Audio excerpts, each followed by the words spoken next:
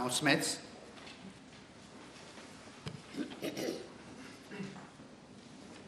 Honourable Prime Minister, Honourable Deputy Prime Minister, Honourable Leader of the Opposition, Honourable Members, during the sitting of the 10th of December 2024, I informed the House that I had decided to maintain the system of first-come, first-served basis for the questions of that sitting. But I later informed you that during lunchtime, the Chief Government Whip and the Opposition Whip had reached an agreement to adopt the system of drawing of lots for the purpose of determining the order in which questions would appear on the notice of questions. Same would be conducted in the office of the Clerk of the National Assembly in the presence of the Honourable Chief Government Whip or any government representative, member of the National Assembly, and the Honourable Whip of the Opposition or any opposition representative. I wish to inform the House now that I have received a written agreement dated 11th December 2024, co-signed by the Honourable Chief Government Whip and the Honourable Whip of the Opposition to the effect that parliamentary questions of which notice has been given for particular Tuesday's sitting be the object of drawing of lots. Copy of the said agreement is hereby being tabled. I agreed to the implementation of the said agreement pursuant to the provisions of Standing Order 77, which reads as follows. The Speaker shall have power to regulate the conduct of business in the Assembly in all matters not provided for in these orders. And the notice of questions for today's sitting contains parliamentary questions set in the order determined by the drawing of lots conducted on Wednesday last. Moreover, honourable members, should have any further queries on the matter, you're welcome to see me privately in my office at any appropriate time. Thank you.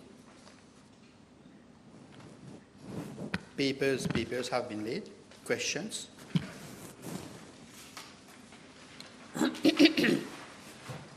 Yes, Honourable Leader of the Opposition.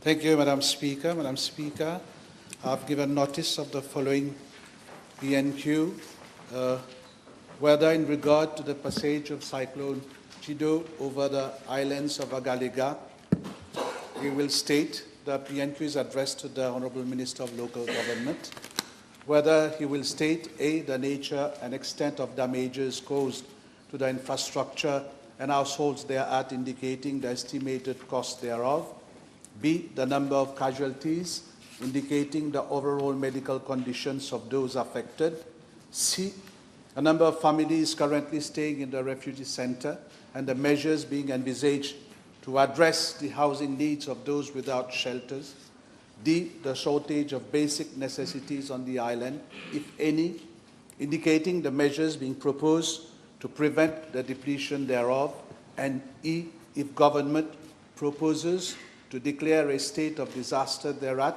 indicating if relief will be sent and when. Thank you, Madam Speaker. Thank you.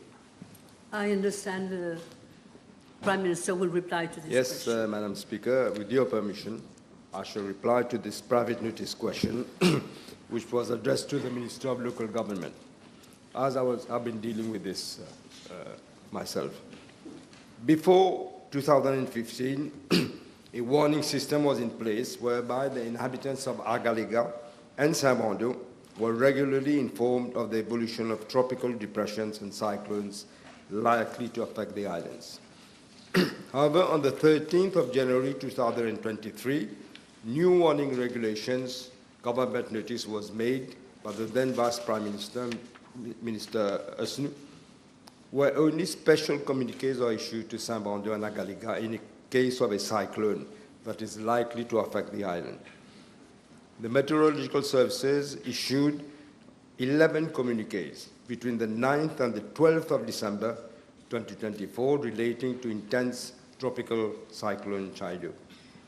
The Mauritius Meteorological Services first observed the formation of a tropical low pressure on Friday, the 6th of December, at around 16:00 hours. It became a tropical disturbance on Saturday, the 7th of December. The depression intensified into a moderate storm and maintained its movement towards the west. The Meteorological Services issued a first special communique on Monday, the 9th of December, by which Chido was considered a potential threat to Agaléga. A second special communique was issued on Tuesday, the 10th, at 10 o'clock. Chido was intensified into a severe tropical storm, and a third special communique was issued at 11:30 hours on the same day. A heavy rain warning, a strong wind warning, and heavy swell warning was issued for Agaléga. On the 11th of December, at around 22:00 hours, intense cyclone Chido made direct landfall on Agaléga, with the eye actually passing over both the north and the southern islands. The highest gust recorded until 20:00 hours was 115 kilometers per hour. In view of the intensity and strength of the cyclone, the equipment recording wind speed and direction was damaged. The Meteorological Services estimate that gusts could have exceeded 200 kilometers per hour. With regard to part A of the question, I'm informed of the following. Approximately 95% of buildings, including homes, the hospital, the police, and the National Coast Guard facilities in the North Island have been destroyed. Around 98% of the infrastructure are completely damaged in the south of the island. Many roofs have been torn off and entire structures have collapsed. Seawater has surged 30 meters inland on the South Island, flooding the surrounding areas.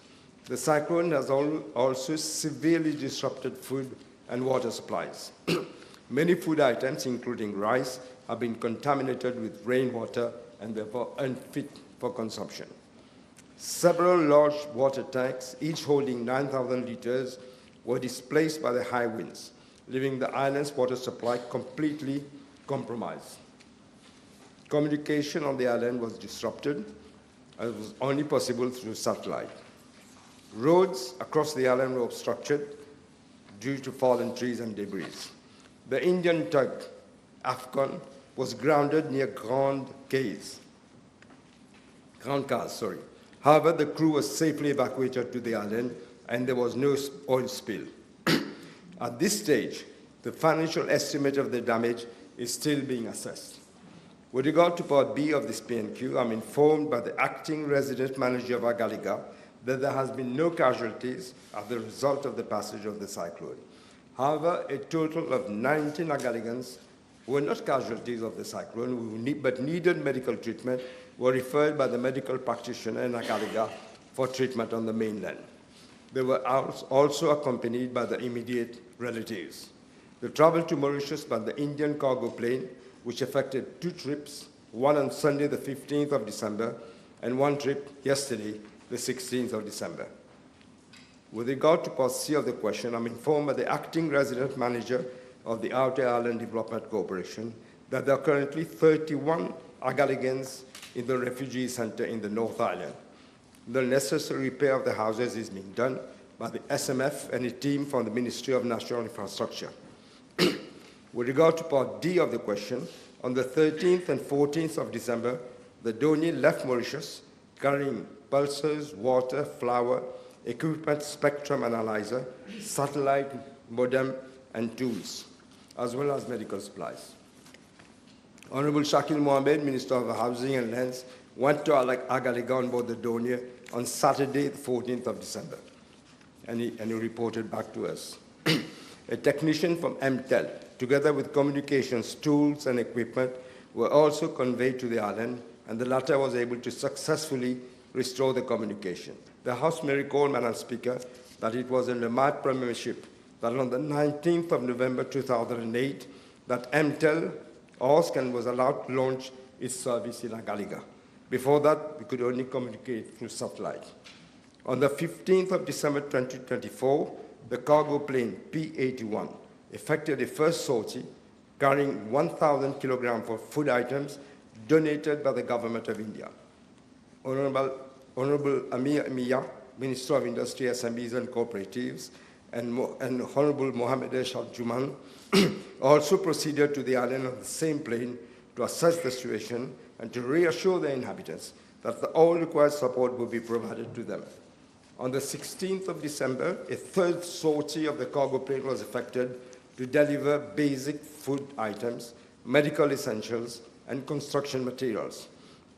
It also transported 11 Special Mobile Force officers, 5 maintenance personnel from the Ministry of National Infrastructure, and 2 sanitary officers from the Ministry of Health and Wellness.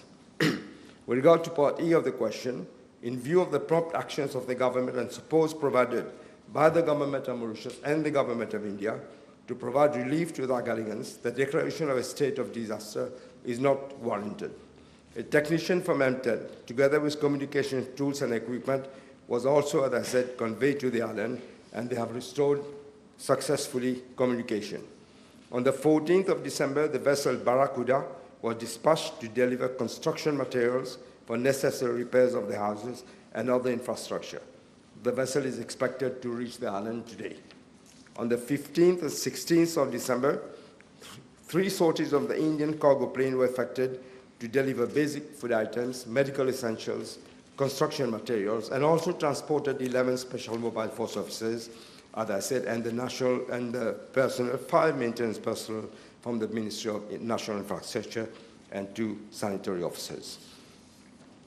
Madam Speaker, I wish to seize this opportunity to express my deep gratitude to the Government of India for having promptly extended their support by deploying a cargo plane for aerial reconnaissance and also to deliver vital supplies to the island. Madam Speaker, I also want to say we are very sorry to what happened to our sister in Como, sister island in Comoros, and there the damage has been terrible. Hundreds of deaths apparently, from what I've seen on the television. Fortunately, no one has died, has no fatalities in this in Agaléga. But Madam Speaker, I wish to express our solidarity with the Comoros Island for the tragedy that they're living. I end by saying that, Madam Speaker, I will personally monitor the situation in this context, and a coordination committee comprising of representatives of government authorities is being set up at my office in order to ensure that the timely implementation of all the actions we have decided for the reconstruction of Agaléga. Thank you. Yes, Honourable Leader of the Opposition. Thank you, Madam Speaker. Madam Speaker, I'd put my question to the Honourable Minister for Local Government because National Disaster Risk Reduction and Management falls under his purview. But I'm happy to note that the Prime Minister replied to my PNQ because it is a situation of utmost importance. Madam Speaker, our thoughts are with our sisters and brothers of Agaléga, but not only with them, the Prime Minister mentioned that, but also with the people of Mayotte and Mozambique. And we know how painful the aftermath of such a devastating cyclone can be, Madam Speaker. Now, may I ask, because he mentioned that in his reply at the very beginning, may I ask the Honourable Prime Minister, in view of the extreme vulnerability of Agaléga Islands to cyclone, and the intensity now of cyclones with regard to climate change, and particularly in the aftermath of Cyclone Chido, will the Met Services consider reviewing its protocol with regard to issuing cyclone bulletin in the region of Agaléga Islands? I thank the Leader of the Opposition for this. I mentioned that we are looking at the whole system. Before there was no regulations, and then regulations were issued, but we were giving warnings. But regulations were issued in 2023, and now we are re-looking at the whole thing. One of the problems is communication, of course, but this is we're also looking at that. May I ask the Honourable Prime Minister whether necessary directions and authorizations have been issued to competent authorities to ensure, first, the release of available resources timely, including food items, non-food items and equipment, and the release of human resources to provide emergency services, as it now prior and after the cyclone? Yes, Madam Speaker, I did say in my answer that these are being provided.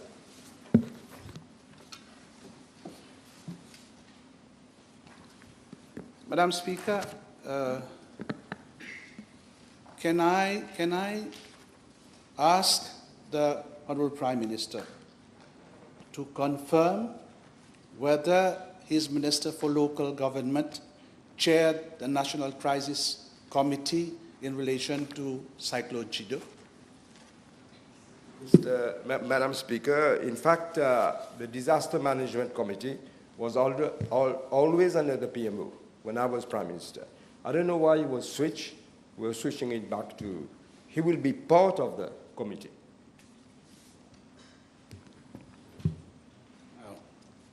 We all know that under such situation, the National Emergency Operation Command is of vital importance, Honourable Prime Minister. Can I know from you whether New York was activated prior and during the passage of Cyclone Chido, and to which level it was activated? I'm not sure I quite followed the question, Yes. Madam Speaker. I also have a bit of difficulty. Yes. Madam Speaker, we have the National Emergency Operation Command. Okay, National Emergency Operation Command. Yes. Yes. My question is whether that body was activated prior and during the passage of Cyclone Chido. Okay. I can say, To which level? Madam Speaker, thank you. I can say that the new Commissioner of Police was practically awake all night. He was in command, of course, of this, of all this, and he was telephoning us at 2 o'clock, 3 o'clock in the morning, telling us what was happening. So the command structure was there. It was probably not functioning as you used to in the previous 10 years, but it was there. So, Madam Speaker, I understand that York was not activated at all during the passage of Cyclone Chido over the islands of Agaléga. Yeah, well, Prime Minister explained that Yeah. not the way that it used to be, if I understand well. Now, with regard to reconstruction, can the Honourable Prime Minister inform the House when the announced reconstruction works to the destroyed and damaged amenities and housing will be completed? First of all, let me correct a misunderstanding. I didn't say it wasn't activated. I said everything was under the command of the new Commissioner of Police, who was coordinating all that had to be coordinated. Secondly, I can't give an answer for that. All I can say is that we actually built houses, concrete houses, solid houses for Agalegans during my term of office. During the passage of Cyclone Chido over Agaléga, can I know from the Honourable Prime Minister whether he had regular contact with the General Manager based there and also with the Agaléga Island Council, the chairperson of Agaléga Island Council? I was dealing, Madam Speaker, with the Commissioner of Police. As I said earlier on, there was no communication with Agaléga. Everything had broken down, and only through satellite communications, and that also we had trouble with. But I was dealing with the Commissioner of Police. Can I know from the Honourable Prime Minister whether communication has been restored with the southern island of Agaléga? Because as at yesterday, there was no communication with the southern part of Agaléga. I'm told that communication has been restored. In fact, the inhabitants of Thousand Island decided not to move. They were asked to move out of the area because of the height of the sea level that might increase, but they didn't move. But the communication was broken down in both parts of the island. I am told that it is being restored. So probably it is restored by the time we're speaking. I understand from the Honourable Prime Minister that elected members from constituency number 3 proceeded to Agaléga after the passage of the cyclone. Was there a delegation? If yes, can I know the composition of the delegation that went to Agaléga? So I know there were the 3 members requested to be allowed to see because it's part of their constituency, which they did. There were also we had a lot of things to carry to Agaléga, as you must realize. But I also know the Catholic Church had asked for a representative to be allowed to go, and he was allowed to go.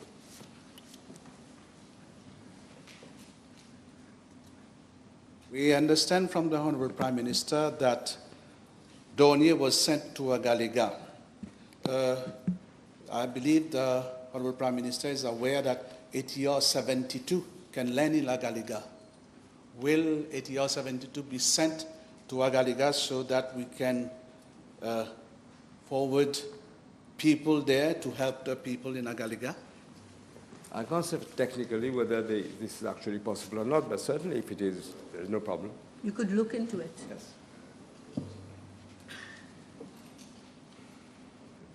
I believe it can, Honorable Prime Minister, because the former Prime Minister went to Agaléga in an ATR 72. May I ask the Honorable Prime Minister whether he will consider going on a special mission to Agaléga himself to take stock of the situation and bring his support to the Agalians in this moment of distress? I will certainly. I did also go to Agaléga, by the way. You mentioned the former Prime Minister. I also went to Agaléga. But I would certainly, first of all, what we need to do is to restore all this damage that have been done to do the reconstruction work, and then perhaps. Yes. May I ask also the Honorable Prime Minister to consider increasing air traffic to Agaléga in the meantime to ensure that Agalians can obtain the help and support required to overcome such an event? As I explained, Madam Speaker, the dossier has been going. The Indian cargo plane also, and I thank the government of India for this. They made, I think, a couple of trips, and also the Barracuda is going there. Yes. The Prime It's Minister. your time. Yes, I know. It's your time. You can carry on. Yes. The Prime Minister stated that he sought help from friendly countries, and he mentioned India, and we are all very grateful to India for helping us in this very difficult situation. Can I know whether the same help was sought from other countries, also friendly countries?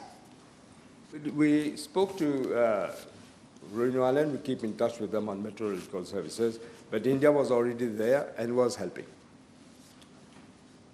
Thank you. Thank you. Thank you very much. So now,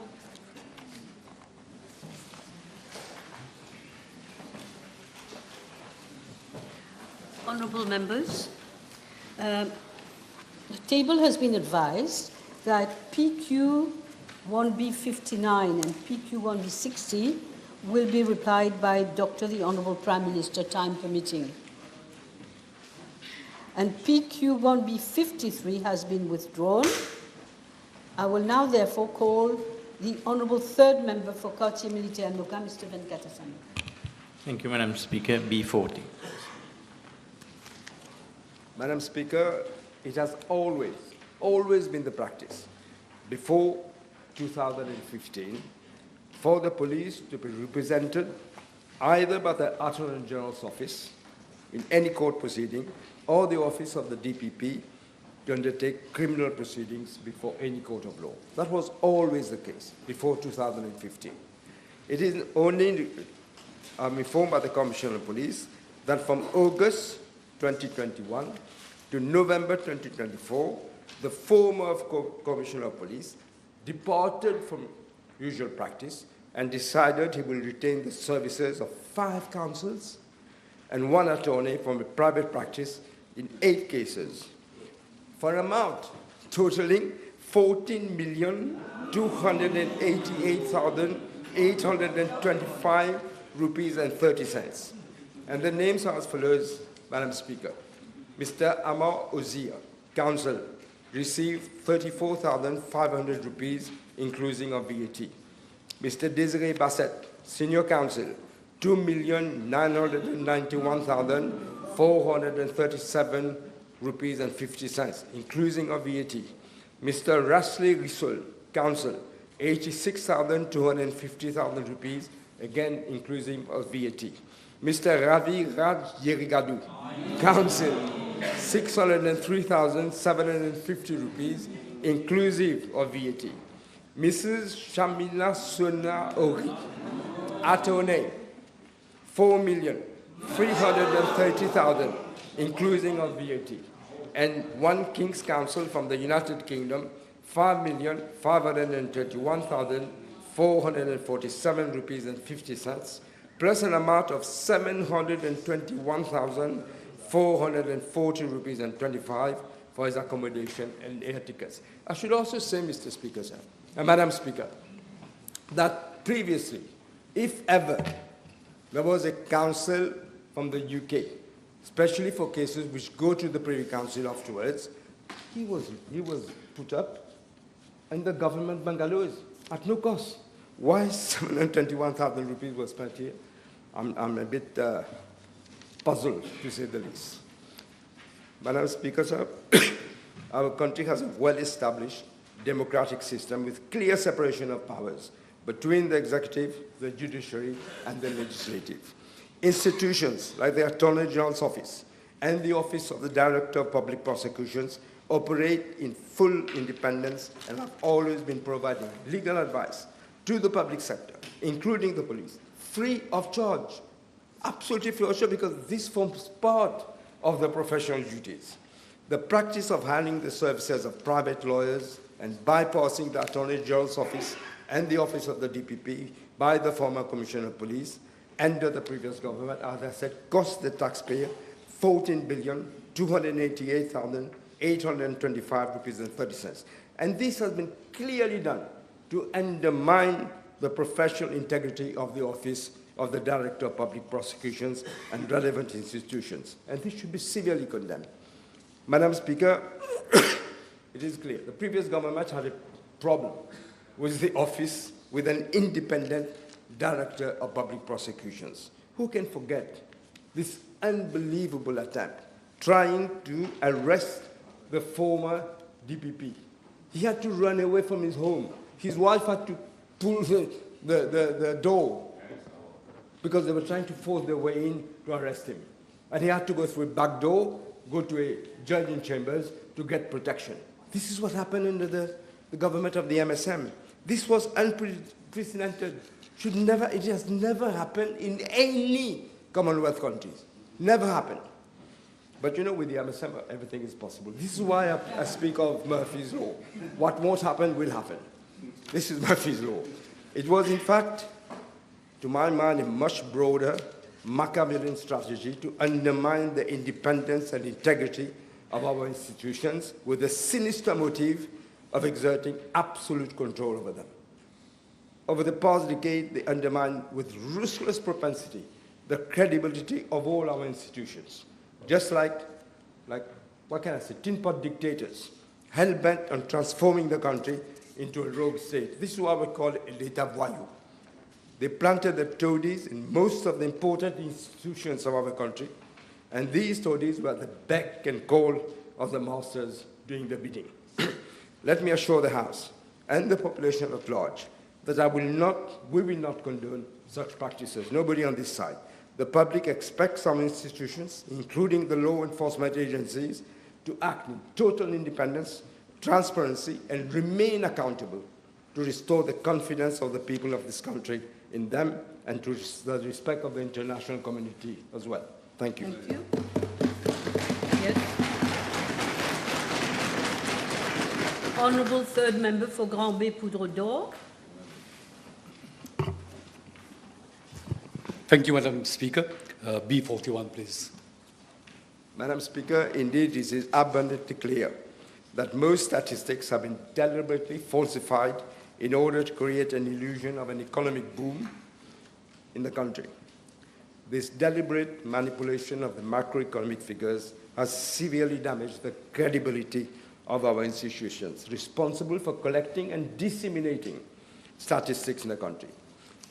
Madam Speaker, Moody's latest publication came out yesterday on the 16th, makes reference to this unprecedented practice. The House would recall that in June 2021, of the issue of economic and social indicators on the National Accounts estimates published on the 28th of June 2021, that is 2 days later, that is on 30th of June, a revised issue of National Account Estimates was published. So between the two publications, the GDP growth figures was increased from 4.4% to 5.4%, a full 100 basis over just 2 days. This is evidence of manipulation. The previous chairman of the Statistics Board, a highly competent professional in the private sector, he was asked to manipulate the figures. He refused. He refused to be part of this falsification of the figures, and he said he would rather resign, which he did, but he refused to do it, and he should be applauded for this. After his resignation, Mr. Charles Cartier was appointed as chairperson of the Statistics Board on the 29th of November 2021, for a period of 3 years. He's just resigned on the 18th of November. Madam Speaker, the exercise we have carried out on the state of the economy has unearthed some of the most despicable falsehood that the previous government was propagating. We have already initiated action to repair the damage done by the previous government. Furthermore, we are envisaging a serious restructuring of Statistics Mauritius with a view to restoring its credibility and also its reputation and its independence. To ensure, we must ensure that such blatant manipulation is not restored to by any government.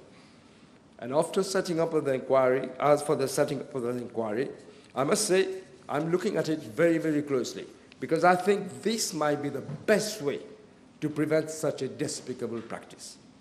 That is what I have to say. Thank you.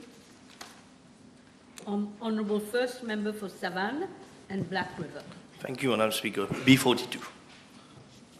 Madam Speaker, the House will recall that in 2007, mandatory social programs were introduced for projects under the Integrated Resort Scheme.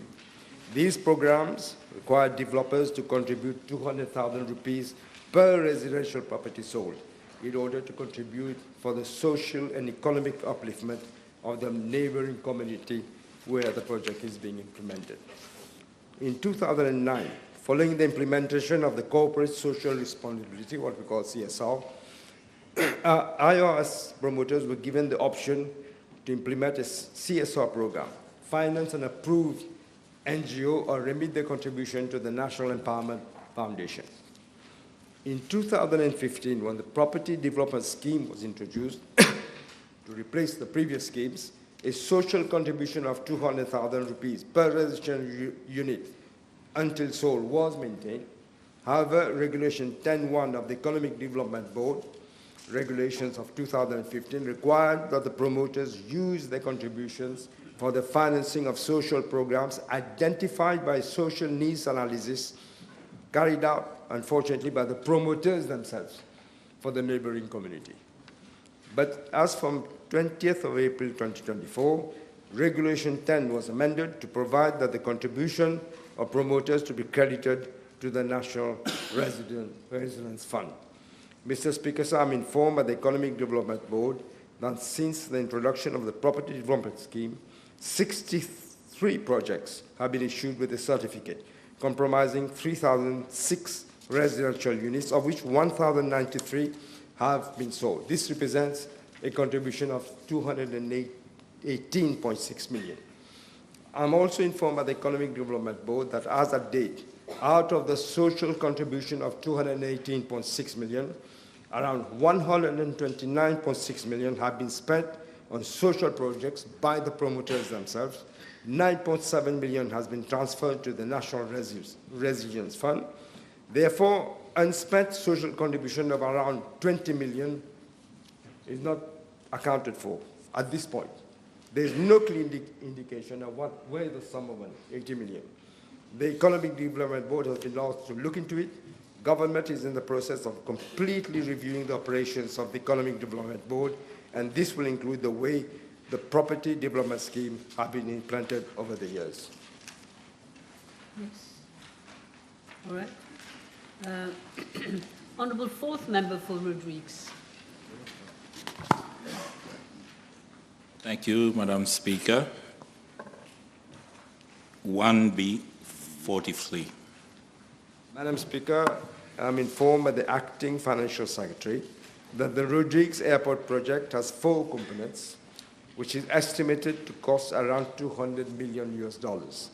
The project will be financed by a loan of $184 million from the World Bank and a grant of 15.7 million euros from the European Union. The 4 components of the project are as follows. First, an amount of 170 million has been earmarked for the infrastructure development, including the construction of a new airport runway, a new control tower, a meteorological building, and a rescue and fire fighting station. Second, $10 million for technical assistance to support the project implementation and aviation sector development.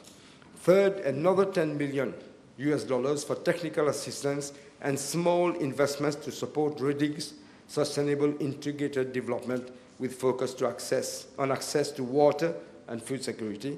And finally, a fourth, $10 million for technical assistance for sustainable development of Rodrigues' tourism sector. Madam Speaker, regarding part A of the question, I think it's a long answer. I'm tabling the information requested by the noble member. As of date, no disbursement has been effected from the loan and the grant components. As for part B of the question, Madam Speaker, I'm informed that the draft tender documents were sent to the World Bank on the 30th of October 2024 for review. The World Bank has submitted these comments on the 15th of November 2024. Airports of Mauritius is presently working with GIB Mauritius, the project consultant, to amend the tender documents to reflect the comments of the bank. Once finalized, the document will be resubmitted to the World Bank for its considerations.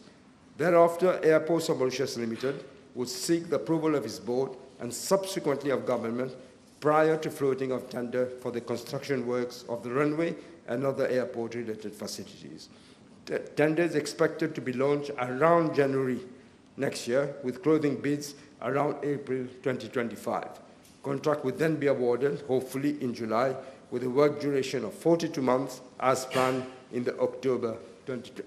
planned to start in October 2025. And the project is expected to be completed around April of 2029. Yes.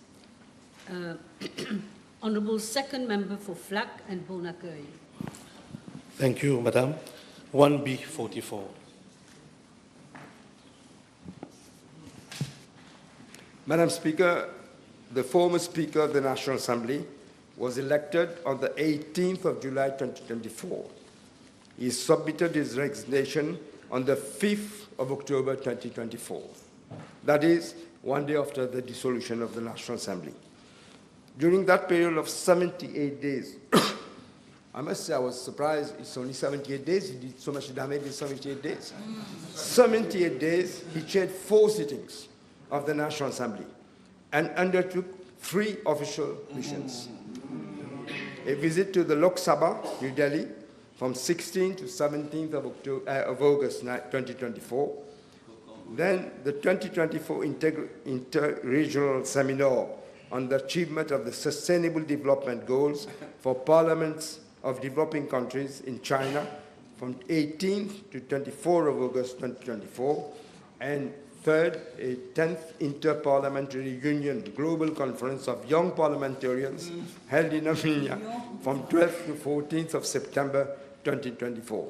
And as I said, Madam Speaker, part B of the question, the total amount spent was 748,112 rupees for 3 missions in 78 days. Yes, the Honourable Third Member for Quartier Militaire and Boka. Thank you, Madam Speaker. B45, please.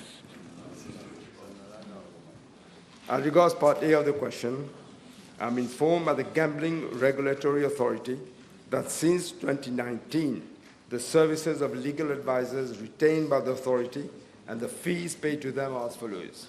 Mr. Ravi Yerigadu, from May 2019 to date, was paid 4,009,600 rupees, including a fixed retainer fee of 46,000 rupees monthly that he was going to get anyway.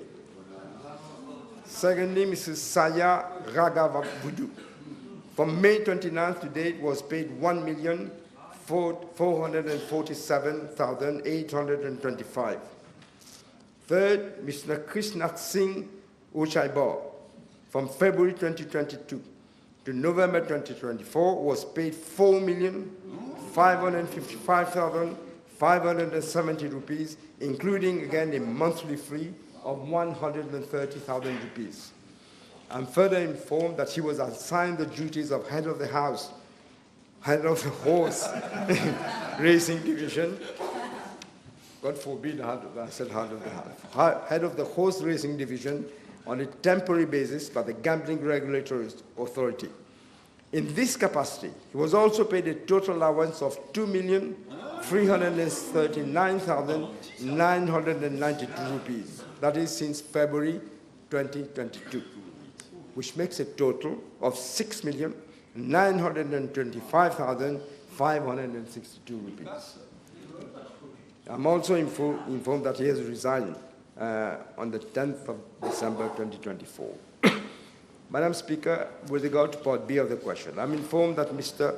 Chido Bikari, also known as Mr. Dave Bikari, former senior advisor at the Prime Minister's office, was a board member of the Gambling Regulatory Authority since the 13th of March 2015. He was also appointed Vice Chairperson of the Gambling Regulatory Authority from the 14th of January 2022. I'm further informed that Mr. Dave Bikari has resigned as a board member on the 12th of the Gambling Authority board on the 12th of November 2024. Regarding part B2 of the question, Mr. Dave Bikari was paid a total amount of 3,334,000 rupees, including again a monthly fee of 60,000 rupees as board member and vice chairperson of the Gambling Regulatory Authority. The Honourable Second Member for Rodrigues. Yes, thank you. 1B46.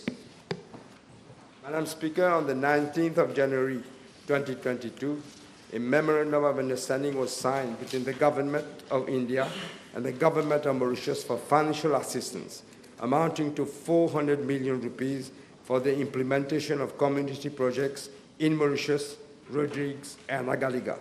Out of the amount of 400 million, a budgetary provision of 19 million has been allocated under the small development projects, and I think the Indian grant for the implementation of several projects in Rodrigues for the infrastructural and sustainable development of the island. Madam Speaker, as regards to part A, B, and C of the question, I'm tabling the information requested by the member because it's a very long answer. Thank you, Prime Minister. Yes. Yes, thank you, Madam Speaker. Madam Speaker, I'm thankful to the Government of India and this small development projects for rigs and disaster risk reduction, renewable energy, and especially community development. And as we are in a cyclonic period and rigs during the last cyclone Becky, 90 community and refugee centers out of only 33 were operational, and 10 of them has been removed from the list. My question is, will the Honourable Prime Minister, also responsible for finance, agreeable to further negotiate with India in extension of this Indian grant for rigs in relation to community development, to upgrading, uplifting of additional community and refugee centers there, as well as in a situation of reckless non-construction of not a single housing unit for potential vulnerable persons for the last few years. I will certainly do that. I'm quite actually shocked by what you're saying, but I will certainly look into that. Thank you. Yes. Now we have the Honourable Fourth Member for Rodrigues. Madam Speaker, 1B47. Madam Speaker, I'm informed by the Airport Terminal Operations Limited that the area adjacent to the external doors of the domestic departure lounge for Rodrigues was not designed as a drop-off area.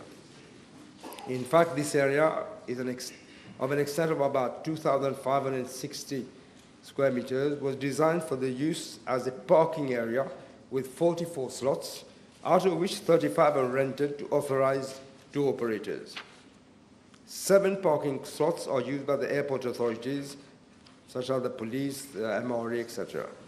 The remaining 2 slots are reserved for vehicles transporting crew members. I'm also informed that the passengers departing to Rodrigues can access the domestic lounge through either the elevated roadway at the departure level 1, using either the lift or the stair, or the pickup, drop-off platform. However, vehicles transporting individuals with disabilities are given direct access to the domestic lounge. The request of the honourable member is being referred to the Board of Airport Terminal Operations Limited for them to reconsider. Yes. The Honourable Third Member for Portway South and Portway Central. B48, please.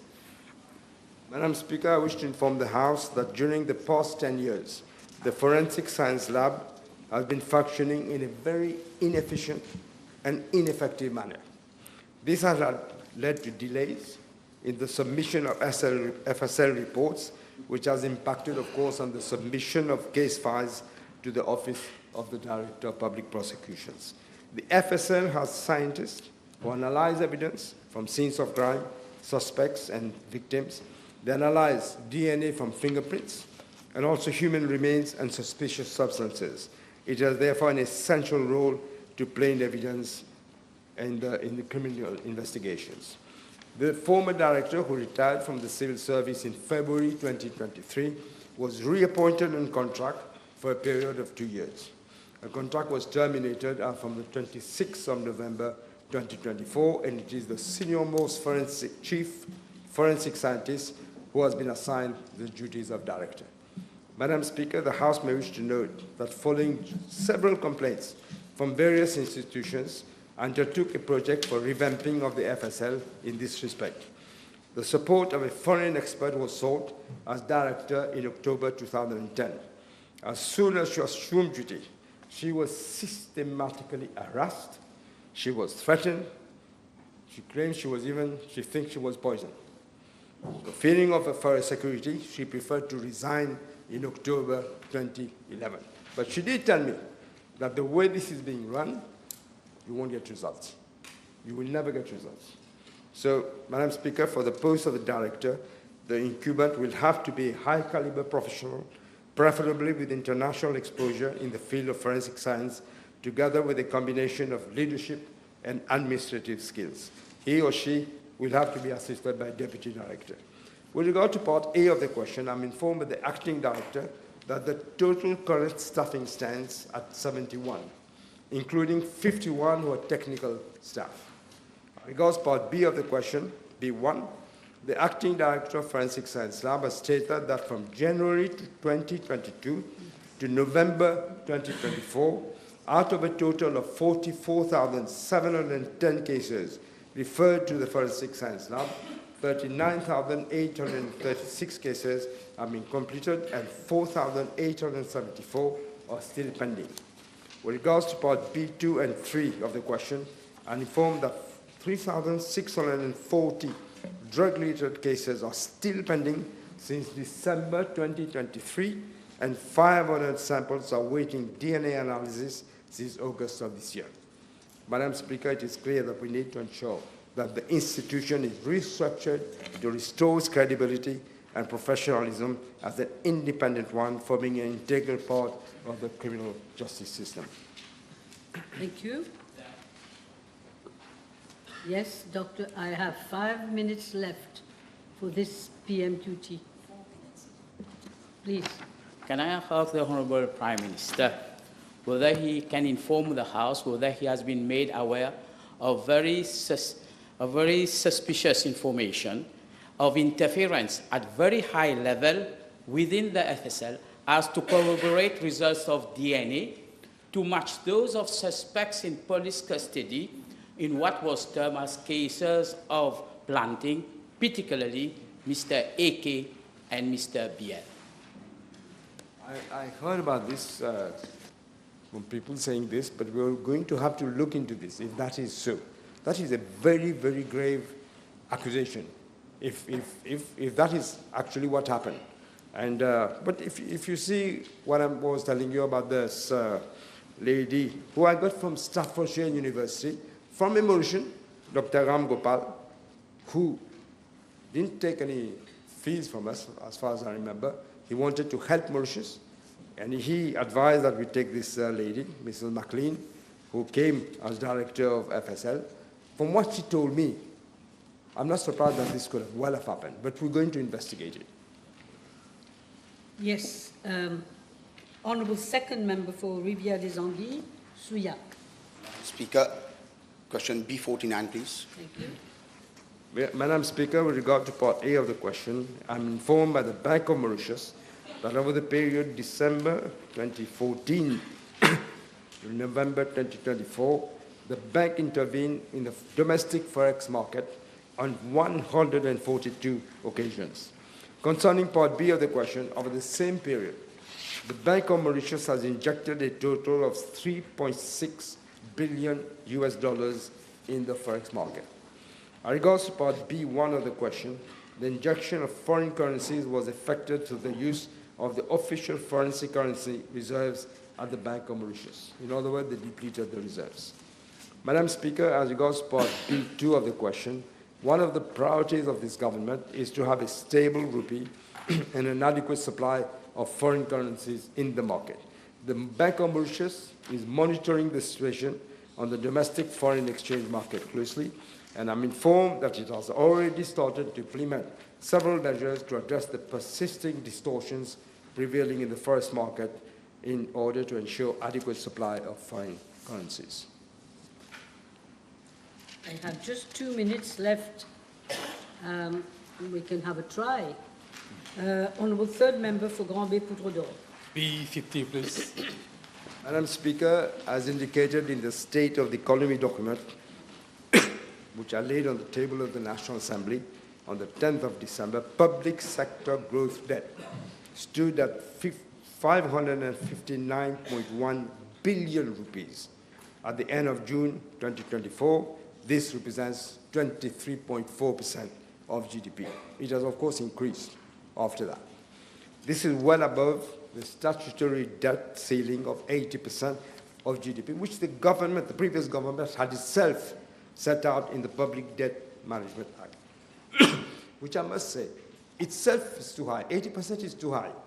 It used to be 60%, but nobody paid any attention to it. At the end of 2014, when I left government, it was actually 59.5% of GDP. So they inherited the public debt situation, which was fully sustainable, under 60%.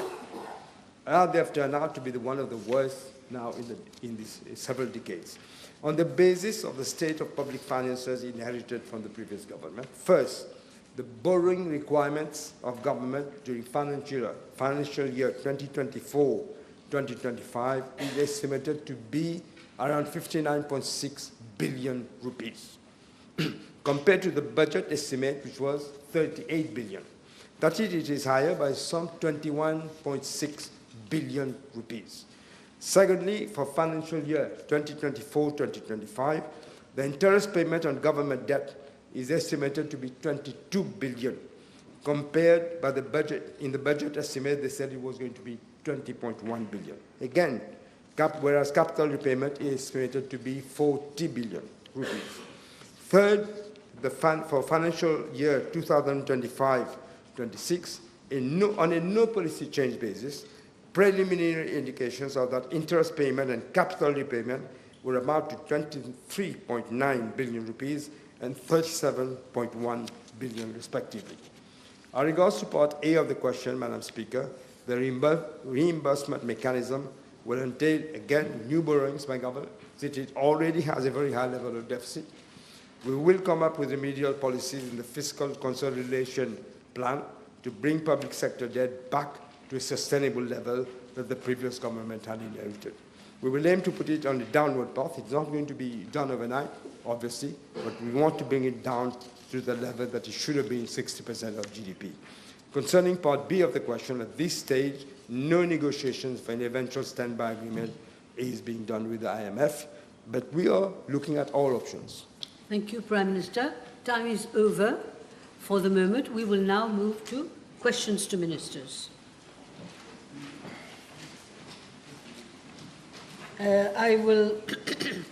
I'm announcing that PQ 1B73 has been withdrawn. I think I have announced already 1B54 and 59 have also been withdrawn.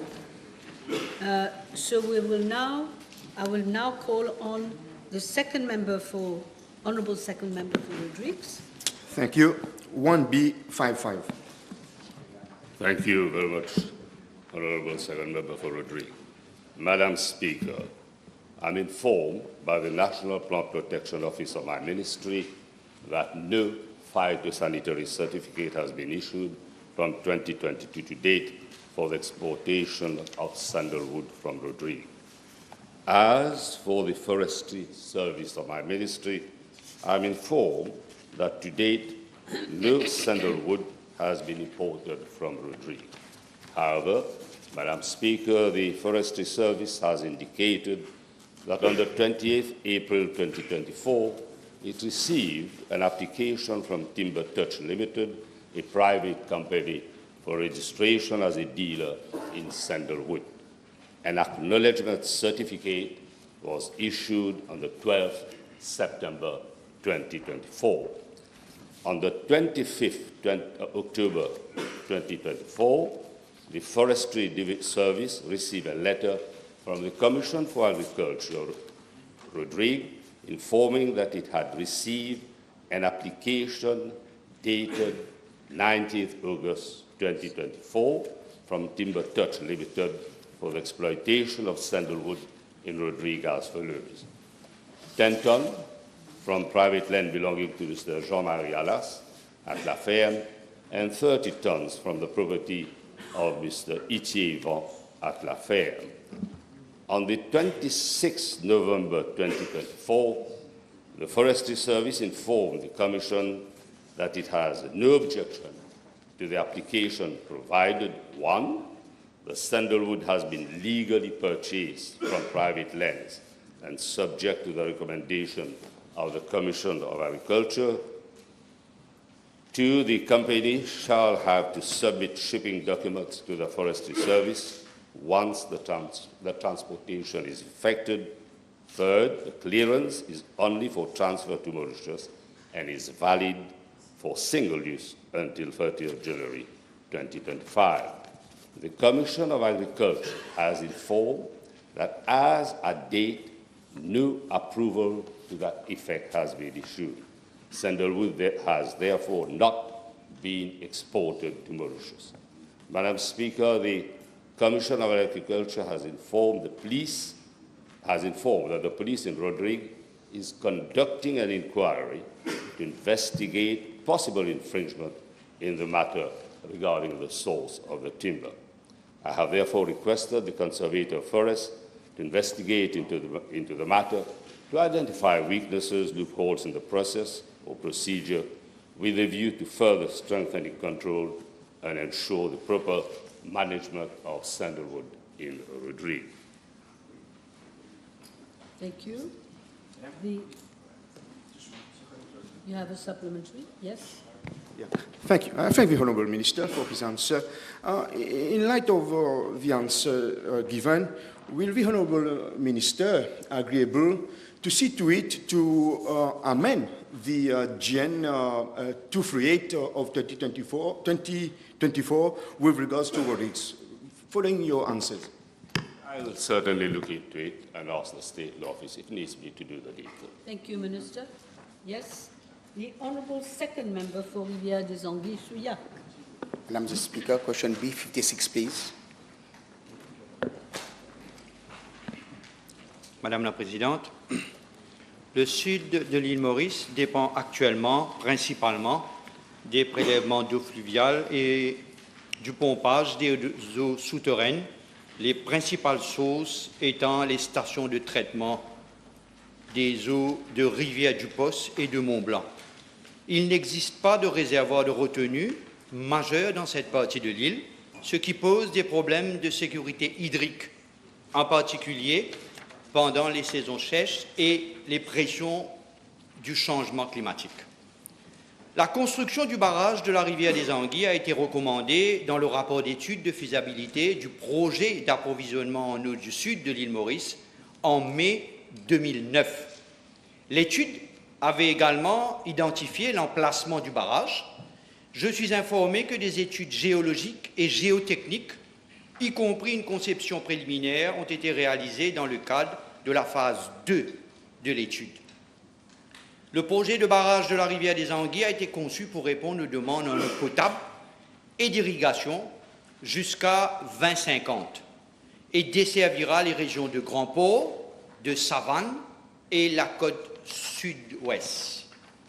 Le projet est mis en œuvre de manière intégrée et comprendra la construction d'un barrage, d'une station de traitement des eaux, d'une mini-centrale hydroélectrique, et le projet intégré sera financé par un consortium composé de la Banque arabe pour le développement économique en Afrique, du Fonds saoudien pour le développement et du Fonds d'Abu Dhabi pour le développement. Madame la Présidente, je suis informé aussi qu'un exercice de préqualification pour la construction du barrage de la rivière des Anguilles a été lancé le 21 février de cette année-ci, 2024, sous l'égide du CBP. À la date de clôture, le 3 avril 2024, 9 candidats avaient soumis des propositions. À la suite d'un exercice d'évaluation mené par le CBP, le ministère a été informé que 8 entreprises avaient été présélectionnées. Il convient de noter que, conformément aux accords présignés avec les organismes de financement, leur non-objection préalable à un exercice d'évaluation et des soumissionnaires présélectionnés est nécessaire avant de procéder au processus de notification aux soumissionnaires présélectionnés conformément à la loi sur le Public Procurement Act. La procédure d'appel d'offres est toujours en cours et les travaux de construction du barrage de la rivière des Anguilles n'ont pas encore commencé. Par conséquent, en réponse à la partie A de la question, aucun déboursement n'a été effectué pour la construction de ce barrage. Madame la Présidente, en ce qui concerne la partie B de la question, je suis informé qu'une fois les organismes de financement auront fait part de leur non-objection à la liste restreinte de soumissionnaires établie, l'appel d'offres pour la désignation d'un entrepreneur de travaux sera lancé par le CPB. Les documents d'appel d'offres sont actuellement en cours de finalisation par les consultants et seront examinés par le CBB avant leur lancement. Il est prévu que l'appel d'offres pour la désignation d'un entrepreneur et l'avis de non-objection des organismes de financement quant à la sélection des entrepreneurs pourrait prendre environ 6 mois. La durée de construction du barrage est d'environ 40 mois, ce qui fait 48 mois.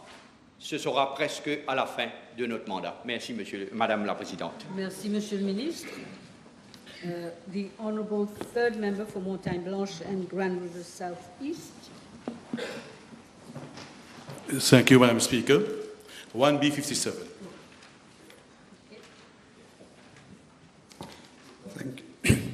Thank you, Madam Speaker. I am informed by the District Council of FLAC that a survey was carried out on 12 December 2024 by its officers. It was observed that the chemin coopératif in Beléa is in good condition and does not require any reconstruction works. However, it was noted that for Conlacerbe and MCB Road, the Central Water Authority has undertaken pipe-laying works along the roads, but same have not been reinstated yet, as the work is still ongoing. The CWA has informed that the pipe-laying works are expected to be completed by end of December 2024, while the resurfacing of the roads will be completed by January 2025. It should be highlighted that a waiver was granted to the CWA by the District Council of FLAC. With regard to the cost estimate, the reinstatement of the two lateral roads at Conlacerbe will amount to 2,275,000 rupees, while for the road at Conlacerbe Avenue, Père d'Aubec, Same will amount to 1,610,000 rupees. As regard for the MCB road, the cost is estimated at 1,140,000 rupees. Furthermore, with regard to Chemin La Forge, the cost of resurfacing works is estimated at 875,000 rupees. As no budget has been earmarked, the District Council of Flack will seek financial clearance accordingly prior to carrying out the works. Thank you. Your next question, please. Thank you, Madam Speaker. 1B58. Madam Speaker, I wish to inform the House that the issue of conversion of the Sebastopol MITD Center into a state secondary school does not arise. The Sebastopol SSS is a full-fledged secondary school, and the MITD Center is situated within the compound of the Sebastopol SSS. In fact, the MITD Center in Sebastopol exists only since the start of the academic year 2024.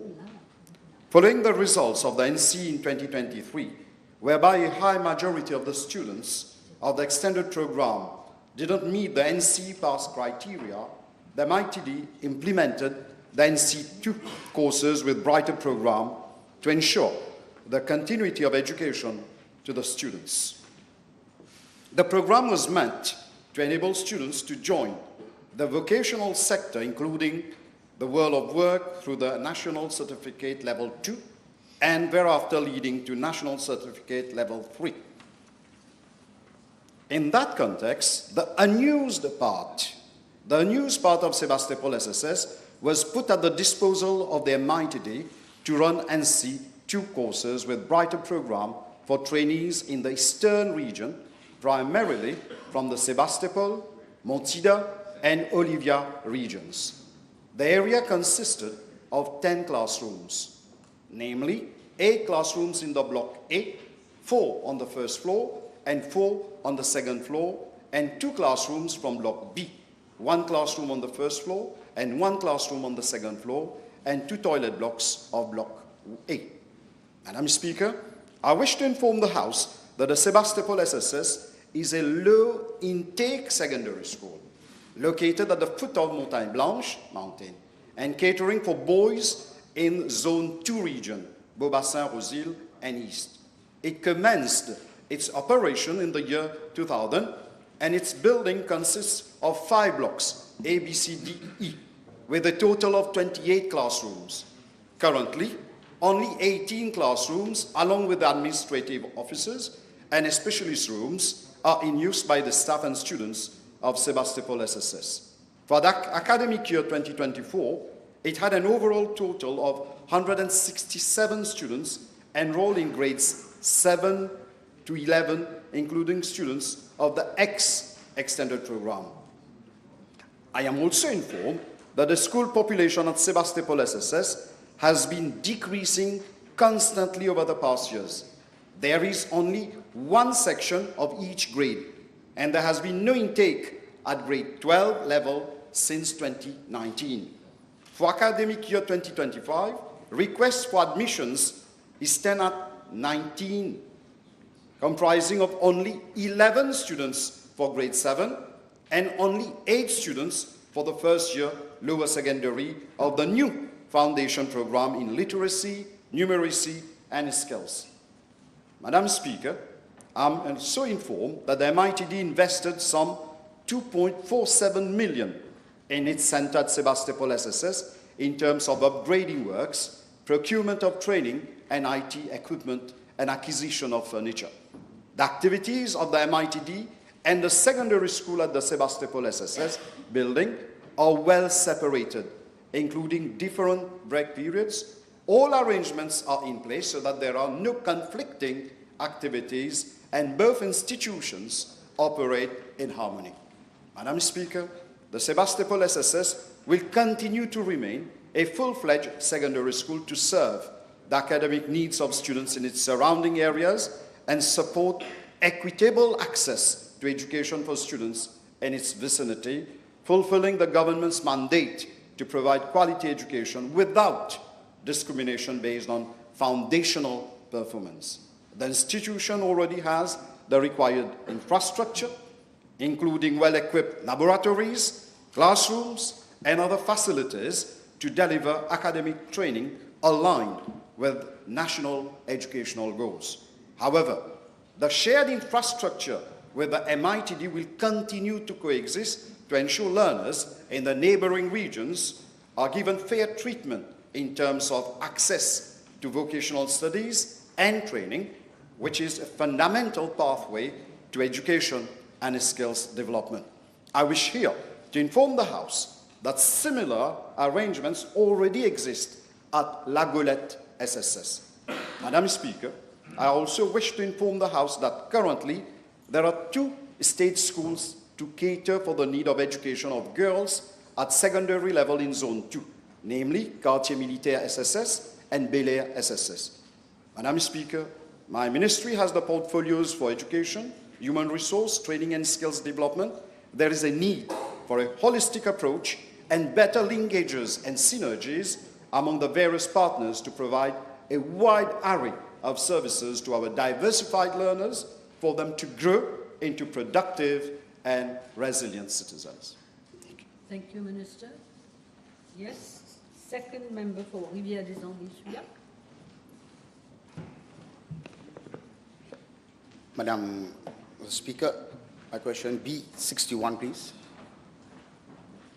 Madam Speaker, I'm informed that in the wake of the implementation of the 9-year continuous basic education reforms, provision was made for successful candidates at the National Certificate of Education, NCE, to be provided with the option of either pursuing their studies in grade 10 in their respective regional schools or being admitted in one of the 12 designated academies. The criteria for admission to academies are provided under Regulation 18B of the Education Amendment Regulations 2018, which inter alia states that priority of admission to grade 10 in an academy shall be determined on the basis of the grade aggregate and the relative performance of the eligible pupil in the best 8 core subjects, including English, French, and Maths, at the National Certificate of Education Assessment and the choice of the responsible party. Madam Speaker, as is the case for each tier where admission is made on the basis of relative performance of students, candidates have to strive very hard to achieve the best results to secure a place in a good academy. I'm informed that those who have applied for a seat in an academy but have not been able to secure a seat in the school of their choice are also given the opportunity of applying for a transfer to another academy. In all the cases of allocation of seats that are carried out by the MES, Madam Speaker, the determining criteria remains the relative performance of the student in the 8 best subjects. Madam Speaker, I'm informed that the yearly intake in grade 10 in the 12 academies for the academic years 2021-2022, 2023-2024, and 2025 for boys and girls are as follows. 2021-2022, boys 1,084, girls 1,084. 2023, 1,018, girls 1,056. 2024, 1,000, girls 1,069. 2025, 1,003, and girls 1,062. As regards the regional schools, I am informed that the yearly intake in grade 10 for the Republic of Mauritius for the academic years 2021-22, 23, 24, and 25 for boys and girls are as follows. 21-22, boys 3,548, girls 4,335. 23, 3,973, girls 4,662. 24, 3,966, girls 4,997. 25, 3,381, girls 3,973. Madam Speaker, with your permission, I'm tabling the statistics for the yearly intake of boys and girls in grade 10 for both academies and regional schools. Madam Speaker, we espouse the philosophy that higher ability students should be provided with ample opportunities to unleash their full potential and develop their talents. However, no structured survey has been carried out over the years to assess the degree to which academies have been able to achieve the initial purpose of operating as centers of excellence.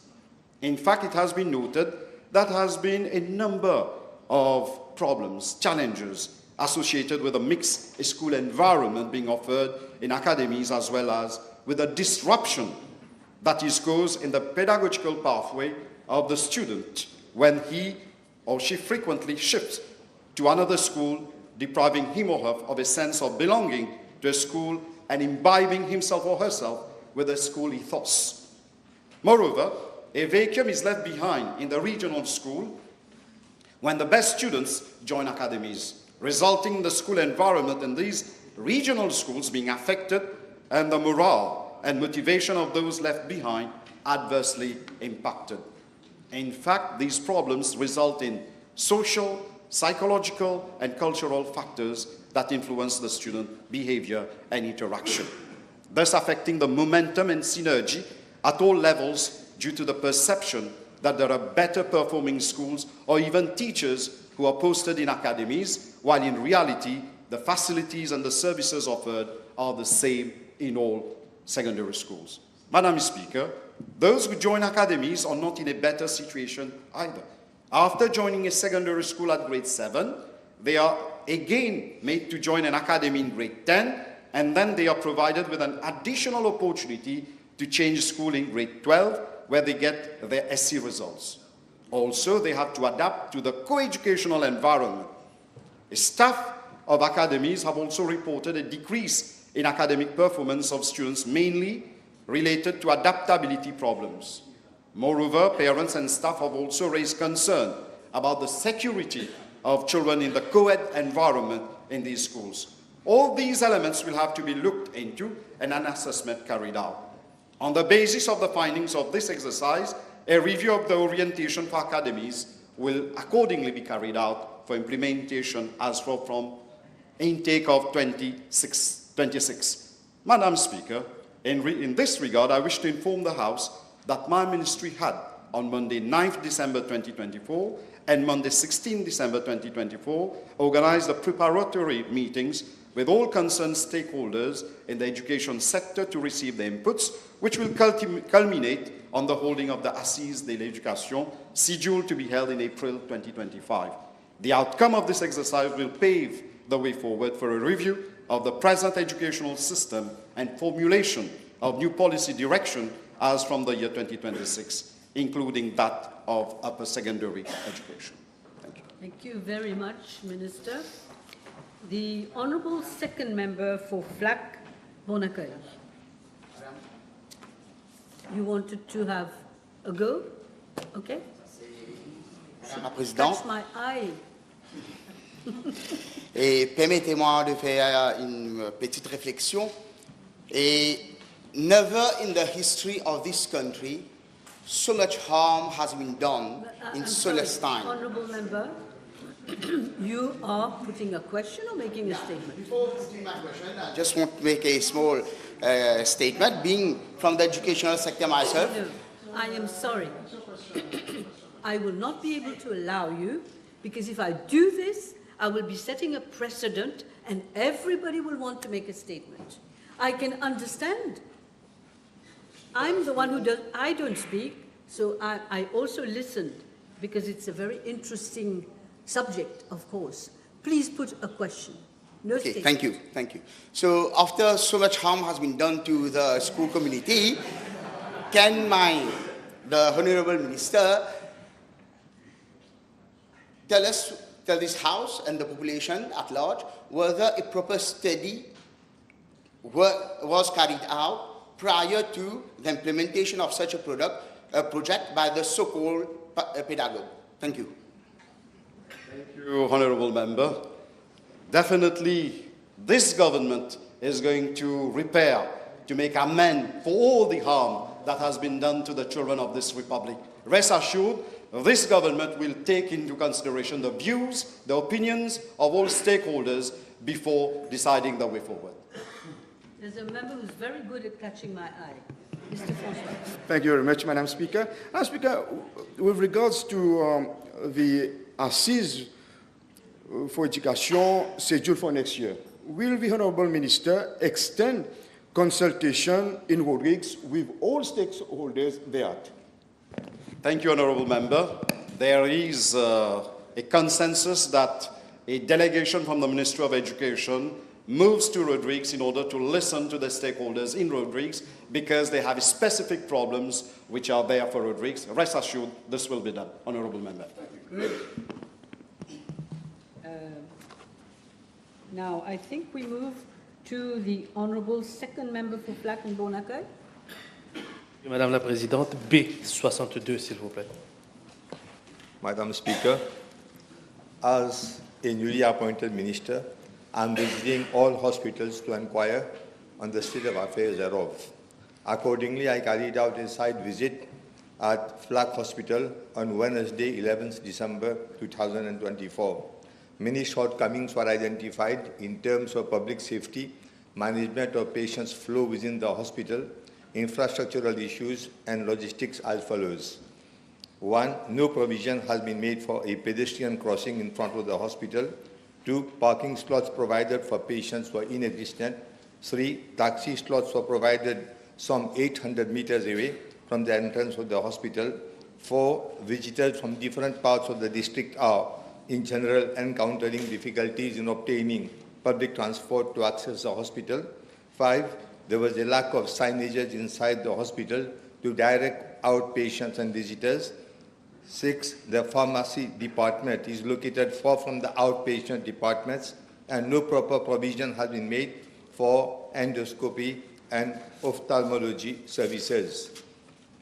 7. The cardiology services were operational, but interventional cardiology services comprising angiography and angioplastic are yet to be established.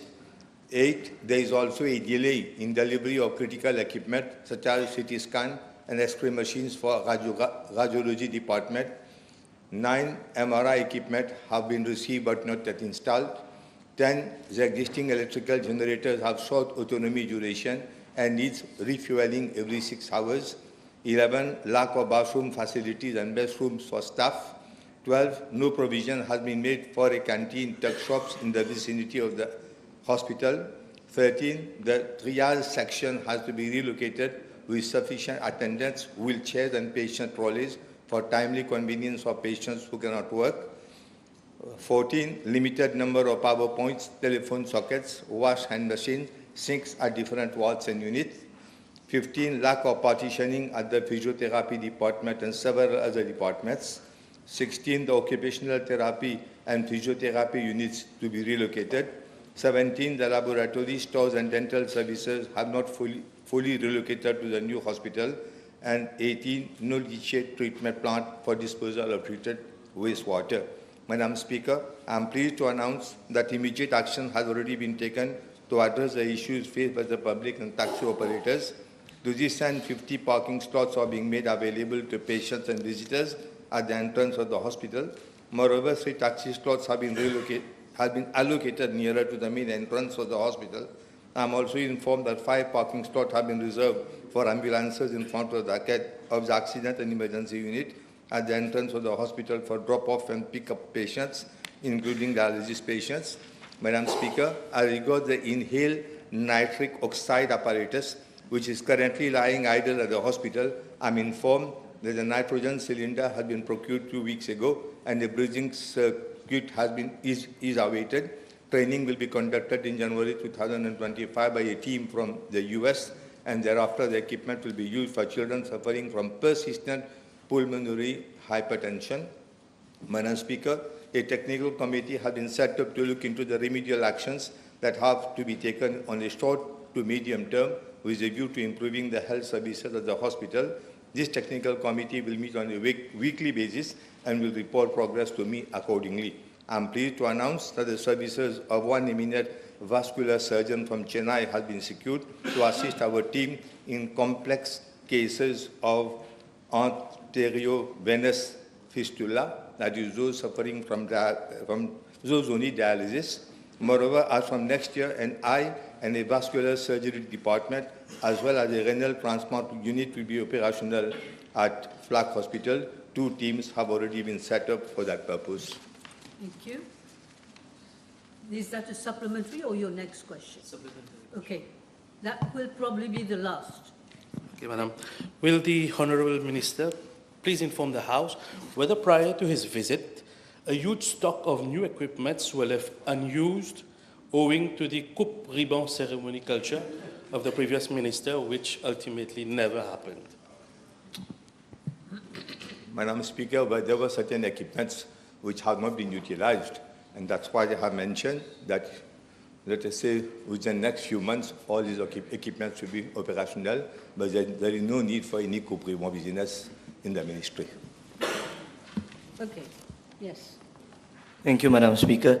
May I humbly suggest the Honourable Minister to even consider among the 14 measures that you will be implementing, maybe we could suggest to move the Medical Superintendent Office and administrative cadres that have contact with the public to lower floors for ease of services. Thank you.